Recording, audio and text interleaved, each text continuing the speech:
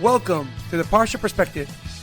Each week, we will delve deep in a weekly Torah portion to find a practical and insightful way to enhance your daily life.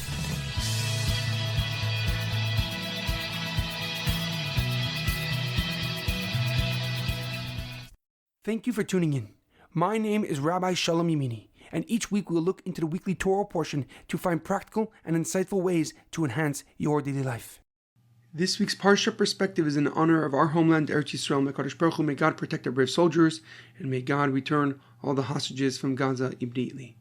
This week's Parsha Perspective is in loving memory of Edward Ben Efraim, Shlomo Ben Edward, and Yirachmiel Daniel Ben Gedalia. May their souls be uplifted and may their memories be a blessing. This week's Parsha Perspective is in honor and in memory of the Rebbe's Holy Father, Reb Levi Yitzchak Schneerson, a blessed memory. His Yahrzeit anniversary of his passing will be this Shabbos on the 20th of Av. He was an immense Torah scholar and Kabbalist who gave his life preserving Judaism in the Soviet Union, and in his honor and in his merit, may we see the coming of Moshiach with the ultimate redemption. This week's Torah portion is Parshas Eikev, Destiny in the Details. Our Parsha continues with Moshe's final address to the Jewish people.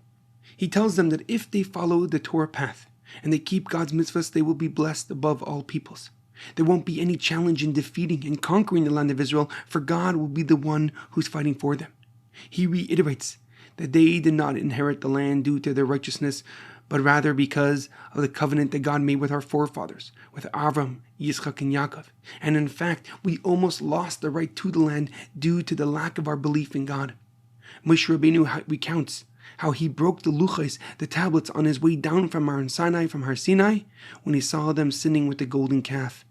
He states the second paragraph of the Shema, where we are told the rewards that we will receive for observing the Torah, or the consequences if we don't, heaven forbid. However, a question comes to mind. The name of our Torah portion and our Parsha begins with a rather unique term, V'haya Eikev Tishma'un, and if you listen, as mishpatim ha'ela ushmartim v'asisam ma'asam, if you listen to these laws and preserve them and fulfill them. Moshe Rabbeinu is stating how we can ensure that God maintains his covenant with our forefathers about the land of Israel. If we fulfill and perform our side of the bargain, God will do the same. But why does Moshe use such a rare term, Eikev, when he could have used the other common terms, ki tishma'un, or im tishma'un, if or when you, which imply the same idea? Why does Moshe Rabbeinu, and what is Moshe Rabbeinu trying to signify and insinuate with this uncommon and unusual term? The Ramban Reb Moshe ben Nachman, a leading Torah scholar from the 12th century, gives an interesting explanation. He writes that Moshe Rabbeinu is using the same word that God used when discussing the covenant, the bris, that he has made with Avraham Avinu.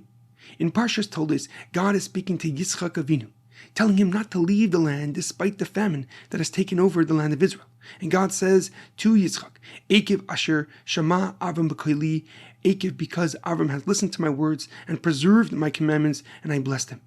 The Ramban explains that since Moshe Rabbeinu is mentioning that specific and particular covenant that God made with Avraham, he used the same words as God used. Moshe is evoking the love, the commitment, the dedication to God that we inherit from Avraham Avinu.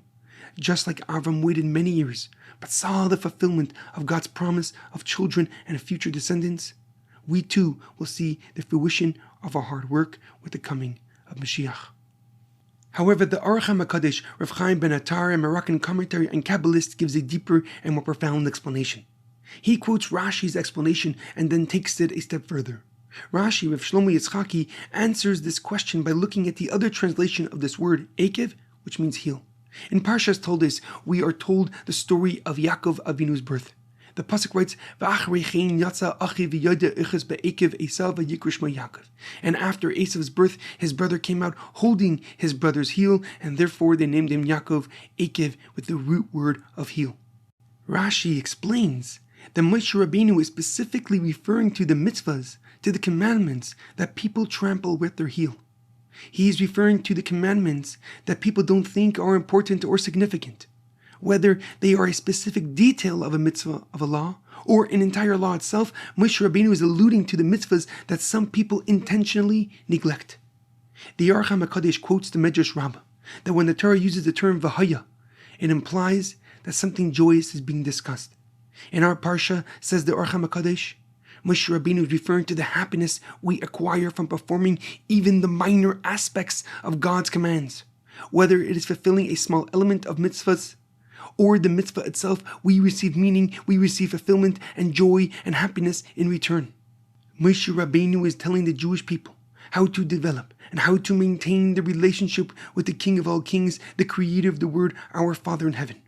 It is not by chance we acquire a meaningful and deep connection with God, but through trust and through hard work, through belief in His oneness. By performing the specifics, the finer points of God's mitzvahs in the same spirit as we do the whole, we demonstrate that we submit to God's greatness and recognize His oneness and sovereignty over our world. The Yirachmiel continues that it is in the details of the mitzvahs that maintain our momentum, that keep us steady on God's path. They enable us to keep our spirit strong as we watch God's light pierce through the darkness of our world. The seemingly minor nuances allow us to perceive God's kindness and compassion in every circumstance, in every situation. The seemingly minor mitzvahs deepen our connection, strengthen our resolve, strengthen our relationship, and solidify every element of the covenant. And so we can achieve and fulfill and feel the last part of the covenant, V'shamar Hashem Elokecha lecha es habrith ve'es hachesed. And God will guard, God will preserve the covenant and the kindness that He has sworn to our forefathers. The Yirachmiel HaKadosh's profound lesson was practiced in detail by Reb Levi Yitzchak Schneerson, the Rebbe's holy father. As a rabbi of Yekachunas Ukraine, the Russian government tried to force him to endorse, to put his hechsher, to put his supervision on the baking of the matzah, not according to the kosher standard, but according to the Russian standard. And despite the pressure, Reb Levi Yitzchak stood firm. And he even traveled to Moscow to explain his position to high-level ministers in the Russian government. His persistence, his resolve paid off, and the government allowed him to produce the matzah according to his standards, the Torah standards, the kosher standards. The Rebbe would often speak about his parents' diligence in the observance of Torah and mitzvahs despite the suffering they endured. Even in exile, their home, just a small muddy room in the home of a Russian peasant, was always open to those in need. Whether they sought out his saintly advice or needed some help, Reb Levi Yitzchak and his wife, the Rebbe's mother, Rebbe Tzimchana, went above and beyond for their fellow Jews. In our daily life, we must recognize that no action is too small as we continue to journey towards success. Even the smallest effort can energize our spirit, strengthen our resolve to reach our true potential. But the secret lies in the details, as the truth is often hidden in the fine print. And these seemingly minor elements hold the key to unlocking our destiny. We never truly know which effort, which insight will be the one that unlocks our ability to take advantage of all the opportunity God places before us. I will conclude with a profound quote from Rabbi Lord Jonathan Sachs, blessed memory. Greatness is not found in the grand moments, but in the minute details. It is the ability to care as much for the small as for the great, as for the near and to the far. Have a great weekend and good Shabbos.